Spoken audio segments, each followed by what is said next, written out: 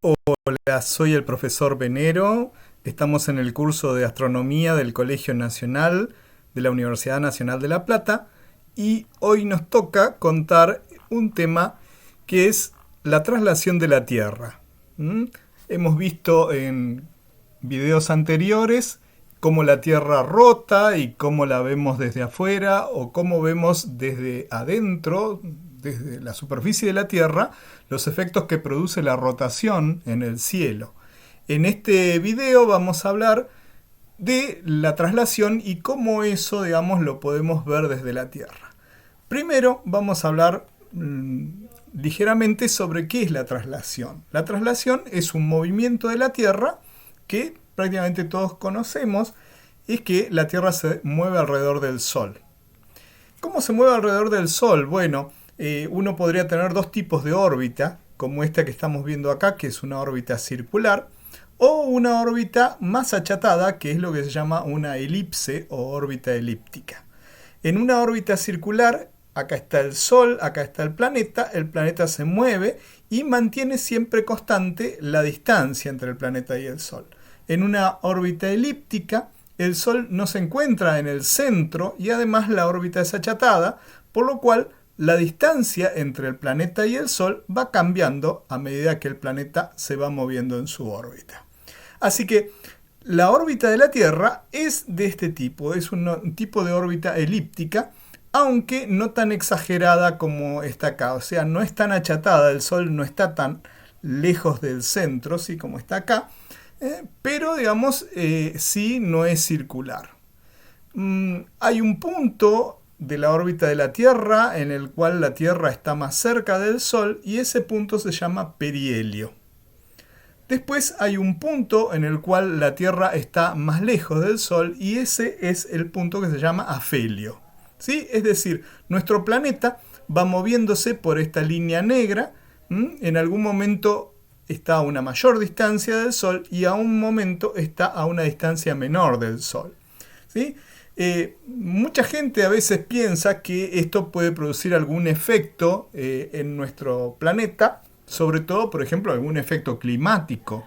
Bueno, en realidad la variación no es tan exagerada como está en este dibujo, porque, digamos, los cambios de distancia entre el perihelio y el Sol y el afelio y el Sol son apenas unos 5 millones de kilómetros. Uno diría, pero 5 millones de kilómetros es un montón. Bueno, pero hay que compararlo con el tamaño de la órbita de la Tierra, ¿sí? La mitad de la órbita de la Tierra tiene unos 150 millones de kilómetros, así que 150 millones frente a 5 millones realmente es mucho, ¿sí? Entonces esos 5 millones prácticamente no nos alteran. Prácticamente no hay cambios producidos, digamos, que uno pudiera llegar a notar sin tener instrumentos sobre la Tierra, ¿no? En la cercanía o en la lejanía del Sol. Mucha gente piensa equivocadamente que ese cambio de distancia es el origen de las estaciones, porque uno dice, bueno, el perihelio se da en enero, entonces como la Tierra está más cerca del Sol y podría ser que esté más caliente, ¿sí? Y en el afelio que se da por julio, ¿sí? Podríamos tener un poco más de frío por estar lejos. Sin embargo, se olvidan de que en el hemisferio norte está la estación opuesta a la del hemisferio sur, ¿sí? No puede ser que en dos lugares distintos de la Tierra estén estaciones opuestas, siendo que los dos están a la misma distancia del Sol, ¿sí? Entonces, la diferencia de distancia producido por la órbita elíptica de la Tierra no es el origen de las estaciones. Eso es fundamental y es muy importante que ustedes lo recuerden. Vamos a hablar del tamaño de la órbita de la Tierra. Acá tienen la órbita de la Tierra, de nuevo es muy exagerada, ¿sí? Acá estaría el centro de la órbita, el Sol está desplazado a un costadito, ya vamos a ver un poco más adelante cómo se llama este punto y qué tipo de órbita es cuando veamos el movimiento planetario, pero bueno, la Tierra, decíamos, pasa por el perihelio y después pasa por el afelio. Si uno toma la distancia al perihelio, lo suma la distancia al afelio y tiene toda esta longitud, es decir, el tramo rojo más el tramo azul. Si uno los suma y los divide por 2, tiene esta distancia que está marcada acá en verde y que está indicada con la letra A.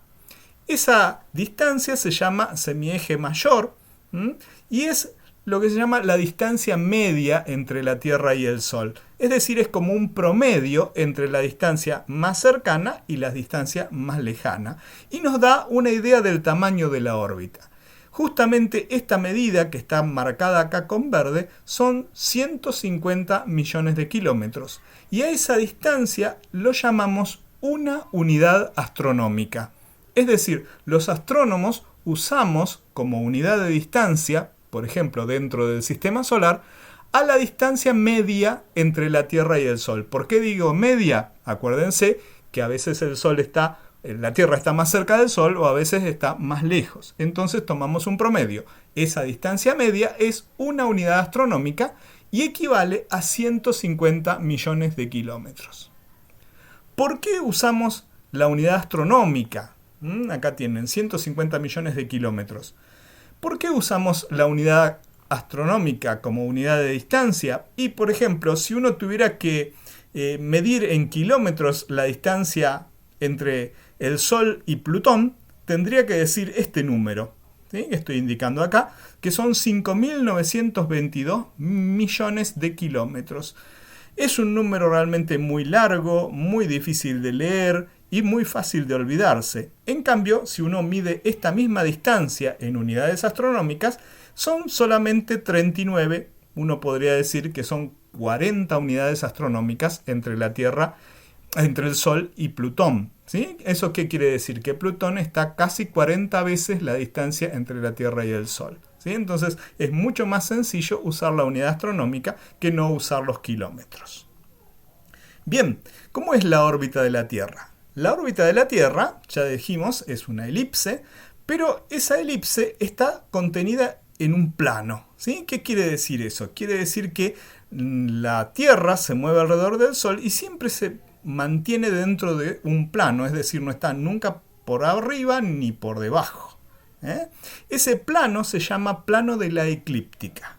No hay que confundirse eclíptica con elíptica. Elíptica es forma de elipse. Eclíptica es el plano de movimiento de la Tierra alrededor del Sol. Viene de la palabra eclipse. ¿Por qué? Porque la Luna da vueltas alrededor de la Tierra y tiene una cierta inclinación, y cuando en su órbita cruza este plano puede producirse un eclipse, ¿sí? Entonces, por eso se llama plano de la eclíptica. Pero bueno, más allá de eso, es un plano, si uno lo dibuja en la esfera celeste y extiende ese plano hasta la esfera celeste, eso nos marca una línea que es lo que se llama la eclíptica, línea de la eclíptica o eclíptica solamente. Bien, ¿qué constelaciones, vamos a hablar, qué constelaciones hay en la esfera celeste por donde pasa la eclíptica? ¿Sí? Es decir, acá está la Tierra girando alrededor del Sol, su órbita en el plano de la eclíptica, y ese plano de la eclíptica corta en esta línea roja, que es la eclíptica, y uno puede ver que hay constelaciones que son muy conocidas. Está Aries, está Tauro, Gémini, Cáncer, Leo, Virgo, Libra, es decir, las constelaciones del zodíaco. ¿Cuántas son las constelaciones del zodíaco? Son 12 constelaciones, y además hay una constelación más por la cual pasa la eclíptica, que se llama Ofiuco, que es justamente este dibujito que teníamos acá, que es un señor que cría una serpiente, un serpentario. Esa constelación normalmente no se la menciona en el zodíaco, pero la eclíptica pasa por justamente esa constelación, así que hay que tenerla en cuenta. ¿Cuánto tarda la Tierra en dar una vuelta alrededor del Sol? Bueno, tarda un año. A ese tiempo que la Tierra tarda en dar una vuelta alrededor del Sol lo llamamos periodo orbital, periodo de revolución, lo indicamos con la letra T, y vale un año. ¿Cuántas vueltas da sobre su eje la Tierra en un año? Bueno, da 365 vueltas, todos sabemos más o menos eso. Pero Esas son la cantidad de vueltas completas. La Tierra da un pedacito más de vuelta, es decir, un cuarto de vuelta más en torno a su eje. Es decir, entonces la Tierra da unos 365,25 vueltas, ¿sí? Es decir, cada año tiene 365,25 días. Este 25 son 6 horas, ¿sí? Es un cuarto de día. Pero como nosotros usamos un calendario que, digamos, solamente consideramos cantidad de días enteros, no tenemos un calendario que usamos un cuarto de día, medio día, ¿sí? No, usamos días enteros, si no sería un lío. No las consideramos esas 6 horas de cada año y esperamos que pasen 4 años para que esas 6 horas se acumulen y formen un día más. Ese año se le agrega, ¿sí? Cada 4 años se le agrega un día más y es lo que se llama un año bisiesto. Tiene 366 días. Bien, entonces decíamos, la Tierra se va trasladando alrededor del Sol en su órbita y eso produce una cosa muy interesante. Supónganse que la Tierra está en esta posición A. Acá tienen la esfera celeste, acá está la eclíptica y acá están las constelaciones del zodíaco y Ofiuco. Entonces, si desde la Tierra miramos en esta posición, miramos al Sol, lo vamos a ver hacia la constelación de Libra. ¿Sí?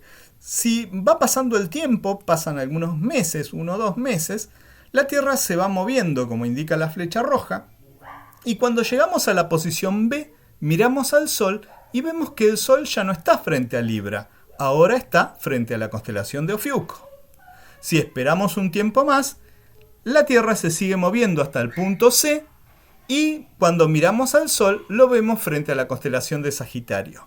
Es decir, a medida que la Tierra se va trasladando alrededor del Sol, vemos mover al Sol aparentemente entre las constelaciones del zodíaco. A lo largo del año, el Sol da toda la vuelta en el cielo, ¿sí? Y va pasando por cada una de estas constelaciones, ¿sí? Las 12 constelaciones del zodíaco y también Ofiuco. Esto produjo algunas cosas simpáticas, como por ejemplo que los astrólogos piensen que si uno nace con el Sol frente a la constelación de Libra, ¿sí? Es decir, cuando la Tierra está en la posición A, si uno ve a Libra, el Sol frente a Libra, entonces uno tiene un signo. Distingan muy bien lo que es un signo del zodíaco, que es de astrología, de lo que es una constelación del zodíaco, que es una cosa real, ¿sí? Que existe.